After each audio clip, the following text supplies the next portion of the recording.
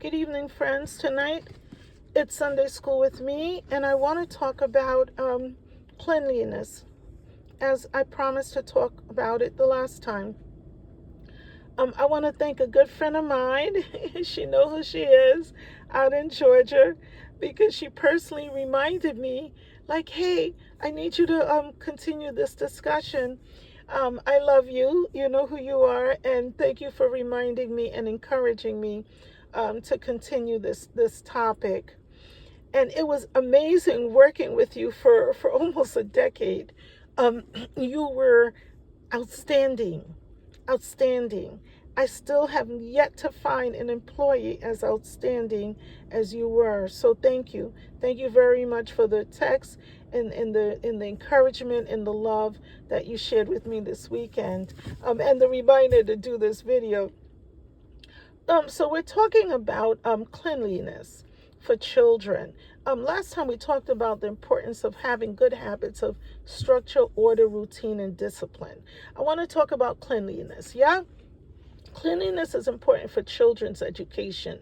How? Children in poor countries have that lived in squalor have learned and become doctors and lawyers and judges and teachers and engineers and this and that and this and that and that. And yes, that's true. That's true. The human nature have a way of excelling in any condition you give it. But the question is, do they have to excel in harsh conditions if they're not living in a harsh condition? And should we as parents create unnecessary harsh conditions for our children when they don't have to experience that, especially in a developing world as America? Most of people in America have easier access to things of hygiene. You can go in your average dollar store and get a broom, a dustpan, for less than $5 for the broom and the dustpan combined.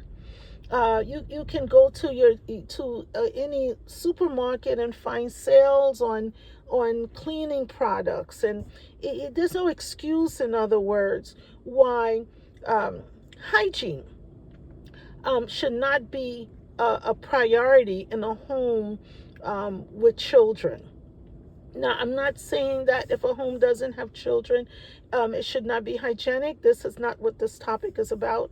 This topic is about hygienic care of children and the importance of having proper hygiene with children so that the children can have a learning environment that's sanitary and that's structured and ordered and disciplined.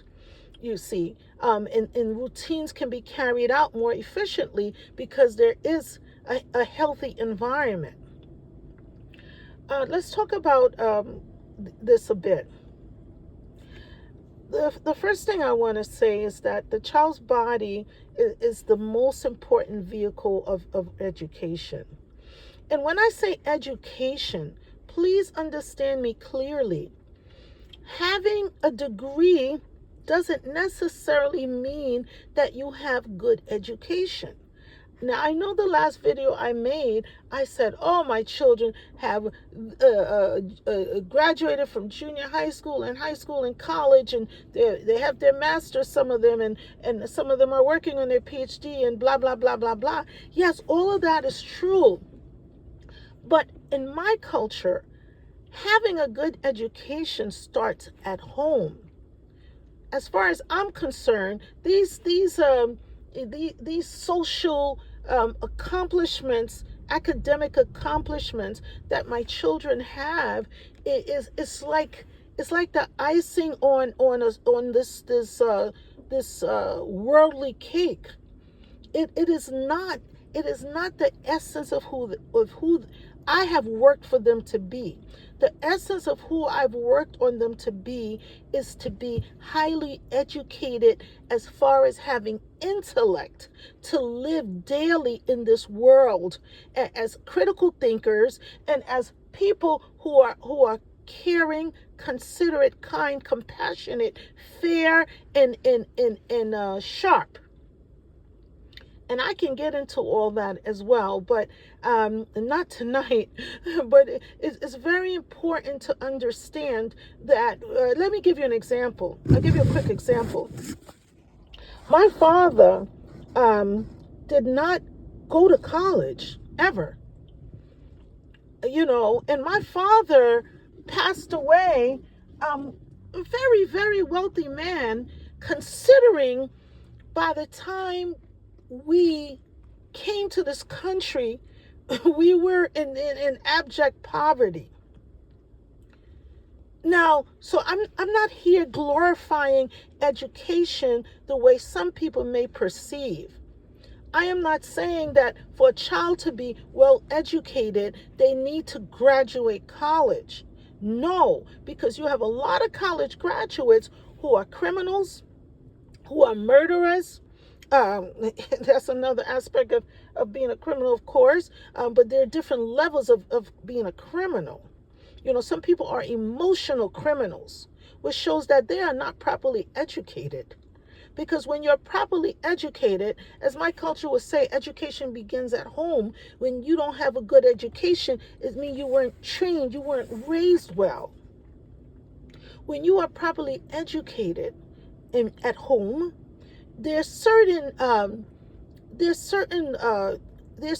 ways that you treat other people that you understand is important. You understand that there's things you just don't do to people. You just don't do it. You don't rob people. You don't go out and murder people. You don't go out and treat people like they're nobody and nothing. You don't treat people like they don't exist. These are very critical educational components that may not have been taught at home. And that is just as important as getting a degree. You have a lot of people with degrees in the prison system. And it's not that some of them are innocent either.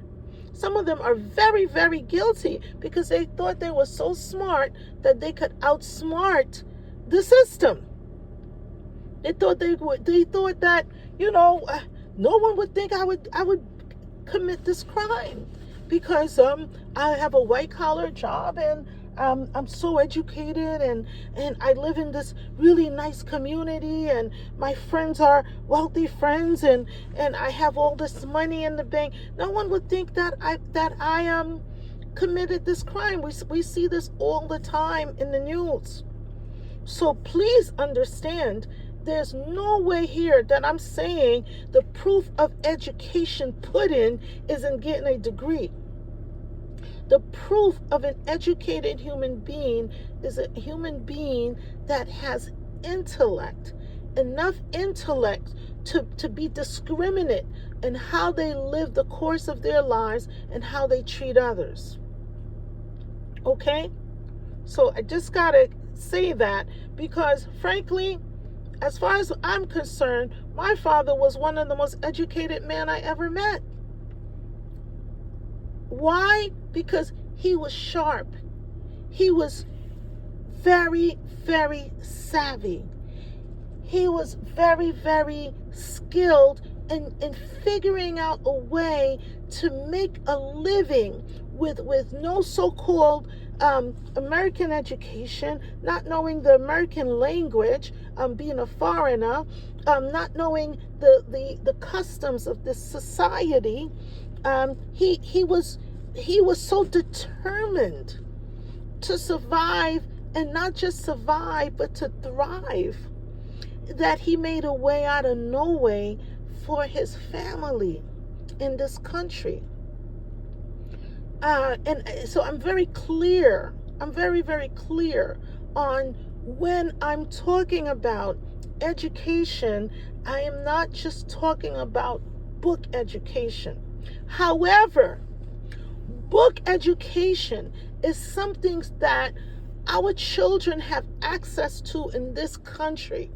And me not being from this country, I see how valuable it is for others. I see how people's lives have changed drastically having education. Having education that is institutional. So you have the education that is institutional, and then you have the homeschooling education. And of course, there's the other aspect that comes with that is spiritual awareness. When you combine all those three together, you have a very powerful human being. And that's where we're trying to get to the nitty gritty of that here, on how to help young parents get to the basis of what makes a successful human being. But I had to give people clarity that when I say education, is not just the last resort getting a degree or multiple degrees. It's starting with building the child's character through structure, order, routine, discipline, and cleanliness. Building the child in such a way so that that child become a force to be reckoned with in the society. And when I mean a force to be reckoned with, meaning that child have so much strength from their early beginnings of their life that they can deal with the wiles of the society, with the different things that will come at them, because their bodies are strong, their minds are strong, they have good habits, you know, and those habits help them to have good routines and discipline, and these things are very, very important. So yeah, let's talk about cleanliness. It's important for a child to live a clean life. The clean life will help them be stronger in the society, because when a child has a clean environment, they have an understanding of hygiene and principles of hygiene. When they have this understanding of principles of hygiene, they become more and more discriminate, because they're able to not miss the little things. Yeah, and this might seem like, well, what does she mean by that? Well, let me explain. Hygiene is almost like a child learning hygiene is almost teaching the child science through life. And when you teach the child about hygiene and cleanliness, let me get my glasses on. You help the child to understand that there is an unseen world in the seen world. You're helping the child to understand spiritual matters. You're helping the child to understand that the unseen world have rules. If you don't do this, this will happen. You can't see that this will happen because it's not something you can see, but it will happen. For example, if you don't teach a child how to wash their hands properly and how to wash their hands often, they are going to be more likely to get sick. They can't see sickness, but it will happen. So you make the child aware of germs, which is making the child aware of scientific things. You're naturally teaching the child about science. You're naturally teaching the child about biology. You're naturally teaching the child about chemistry. You're naturally teaching the child about these components of living, of life, that is essential to strengthening themselves. Naturally. When you teach a child to brush their teeth, you're naturally teaching them to have confidence in their mouth. And why should they have confidence in their mouth? Because their mouth can make or break their life. You're teaching the child the importance of words. And you're teaching the child the importance of words through the use and care of their mouth.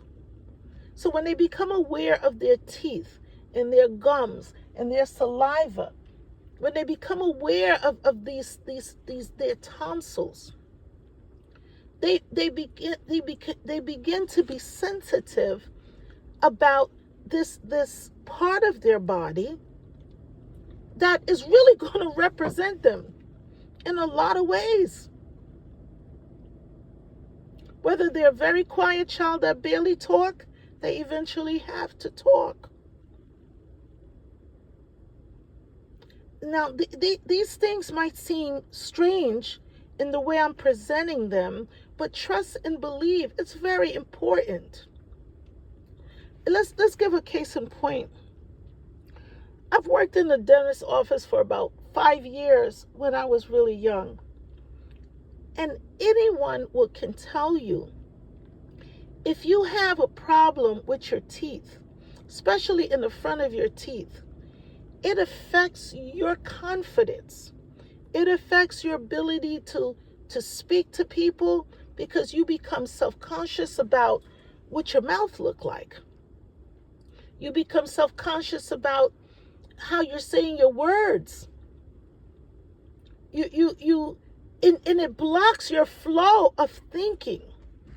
It blocks your ability to concentrate and to get to the point of what you're trying to say, because you feel a little odd and weird and embarrassed, whatever, because of your mouth.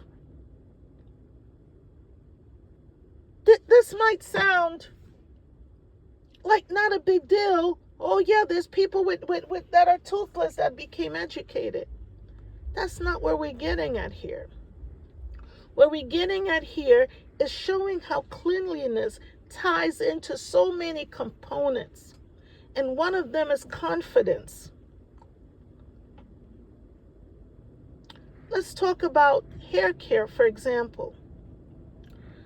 When a child becomes aware of their bodies through being in an environment that stresses cleanliness, they can quickly identify to their parent if they're having a problem with their scalp, such as lice. A child with itchy scalp in a classroom can't concentrate. A child with ringworms in their scalp, and you don't know they have it because they have a head full of hair, you can't tell. And that child could be frustrated and anxious, and they don't even know why they're frustrated and anxious, because their scalp is driving them crazy. Little things like that matters. Let's talk about their room. If a child is fortunate enough to have their own room, I wasn't as a child because I'm the last of 7, but if a child is fortunate to have their own room, it's important for their room to be clean, because when it's clean, it's structured and orderly. And when it's orderly, they can find their learning materials. They can find their shoes. They can find their pants, their books. Their books have a place.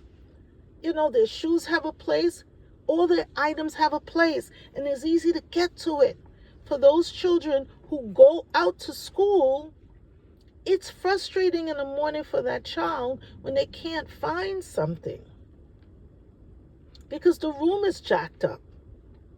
Now, we know there's a saying that says the night begins the day, right? The night begins the day. So it's important to try to get things in order at night, so the child is not running crazy trying to figure out where things are. But even if you don't get things ready the night before, guess what? If the child is in a habit of having a clean, orderly, structured home, an area, in room, you don't have to worry about the morning finding things, finding clothing and books and learning materials and so on and so forth. It's not a big deal. And this also matters for homeschool children. Let's talk about food hygiene. When cleanliness becomes a priority in the home, usually those parents are more discriminate about what they're eating and what they're feeding their children. They become very aware of the ingredients of what they're feeding their children. It's all part of it. Cleanliness encompasses so many different areas of child rearing. It really does. And people who say, these little things are not a big deal. No, they are. They really are. How can we help a child with cleanliness? One thing we can do is have routines that involves cleanliness. Like you wake up in the morning, what's the first thing you should do after you pray? I hope you pray. You cover your bed. You teach the child, cover your bed. Make your bed. When we were children, my grandmother would make us beat the bed. We would have to take our sheets off and slap the mattress a couple times with the sheet and then cover back the bed with the fitted sheet. That was a lot to me, but sometimes I find myself doing that every once in a while, beating the bed. I mean, it's easier to use a cordless vac, but a handheld vac, but that was really interesting. There's so many ways we can help our children understand and value cleanliness so that they slowly and naturally begin to understand the bigger picture. And the bigger picture is what? The bigger picture is that my body is an extension of my home, which is an extension of my community, which is an extension of the world. And when I'm aware of the need to keep my body in order and my home in order, then I have more concern for the world. And we talked about this before, about not polluting in the world. We talked about that your child, when you raise your child to value cleanliness, your child probably is not going to be that child, that young adult at the beach throwing trash in the water.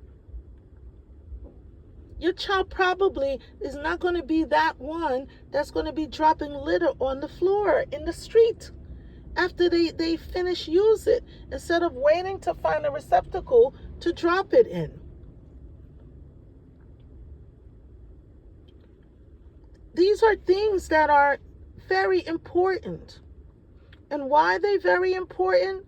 Because that child is going to value life. And they're going to value the world, which is a gift that was given to them in this so-called incarnation. Being in it. Yes. Being in this world is a gift. It's a gift that was given to you. And it's a gift that was given to your child. And we have to be good caretakers of this world. And by being a good caretaker of the world, you can also be a good caretaker of yourself. And by being a good caretaker of yourself, you can be a good caretaker of your home. And by being a good caretaker of your home, you're also a good caretaker of the things in your home. And you're also a good caretaker of the people in your home. All of this is part of a good education. All of this is part of learning. And it all matters.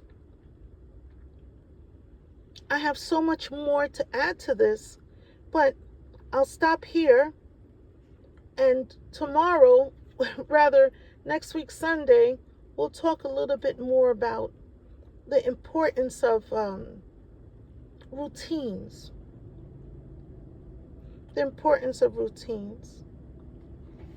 So this is Sunday School with me, and have a great, great rest of your week.